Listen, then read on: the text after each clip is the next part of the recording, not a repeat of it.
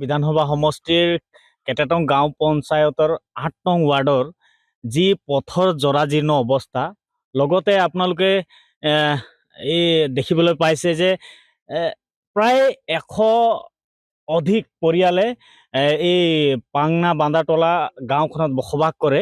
কিন্তু এই ডাবুল ইঞ্জিনৰ চৰকাৰ, এই ডাবুল ইঞ্জিন অসমতো আৰু ভাৰতবৰ্ষতো ডাবুল ইঞ্জিনৰ চৰকাৰ যোৱা 10 বছৰ আমাৰ বিধায়ক ভাস্কৰ শৰ্মা ডাঙৰীয়াৰ আজি কুপতি মানে চকু নপৰিল। ইয়াত দুৰ্ভাগ্যজনক কথা। আমি ভাবিছিলো আমাৰ পিছপৰা জনগোষ্ঠীৰ লোকসকলে যদি বিজেপি ডাবুল ইঞ্জিন চৰকাৰ আহে তেতিয়া উন্নয়নৰ মুখ দেখি পাব, কিন্তু আজি কপতি একো উন্নয়নৰ মুখ দেখি নাপালে। আজি ভাবক, আমাৰ জনগোষ্ঠী মানুহবিলাকে প্ৰায় দিন হাজিৰা কৰি খায়। আজি দৈনন্দিন মজুৰিও বৃদ্ধি হোৱা নাই, আৰু এই নিজে এওঁলোকে এই বাৰিষা বতৰত ইমান জৰাজীৰ্ণ অৱস্থাত তেওঁলোকে স্কুল শিক্ষাৰ্থীসকলে খোজকাঢ়ি যাব লগা হয়।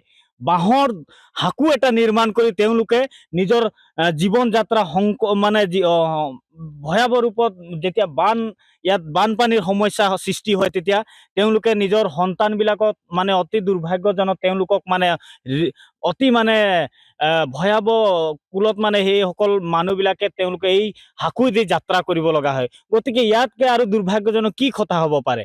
গতিকে আমি এই বিজেপি চৰকাৰখনক, এই যোৱা ডাবুল ইঞ্জিন চৰকাৰখনক কেৱল মানে ফটা ঢাক ঢোল বজাই যে নিজৰ মানে জয় জয় মই কৰি থাকে, সেইবিলাক কিন্তু ৰাইজে এতিয়া বুজি পাইছে কোনজন কোন চৰকাৰ আহিলে যে আমাৰ মানে এই সমস্যাৰ পৰা প্ৰত্যায়ন দিব, এই কথা মানুহে আজি বুজিবলৈ পাইছে, উপলব্ধি কৰিবলৈ পাইছে। গঞা ৰাইজে ইতিমধ্যেই আপোনালোকে গম পাইছে যে মানে ফুলৰ চিনত ভোট দি আজি কুপতি কোনো ধৰণৰ ইয়াত পুলৰ ব্যৱস্থা কৰা নহ'ল, কোনো ধৰণৰ দলঙৰ ব্যৱস্থা কৰা নহ'ল। গতিকে আমি এই বিজেপি চৰকাৰখনক ধিক্কাৰ দিছো, গৰিহণা দিছো।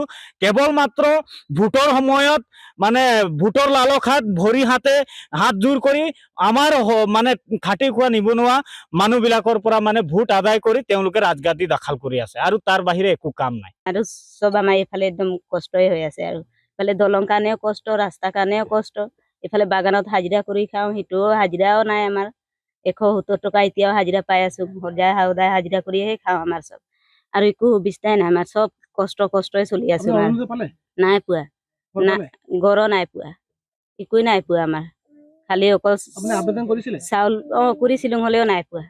কেলে নেপায় বুলি কয় মানে মই দিছিলো তো, সেইটোতো পঞ্চায়তত গৈ সুধিছো তো নাই বোলে, আমাৰ সেইটো কি মেম্বাৰে বুলি কৈছে দিয়াই নাই বোলে।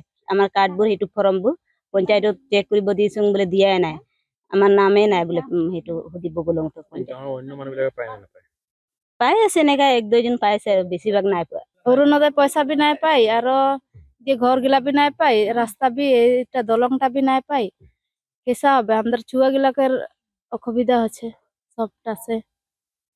কোন পঞ্চায়েত পড়ে এটা কেটন পঞ্চায়েত। प्रतिनिधि आहे कि नहीं मेंबर? आहे, उआ ठीक भी जाए तो भी কোনো নাই দিল।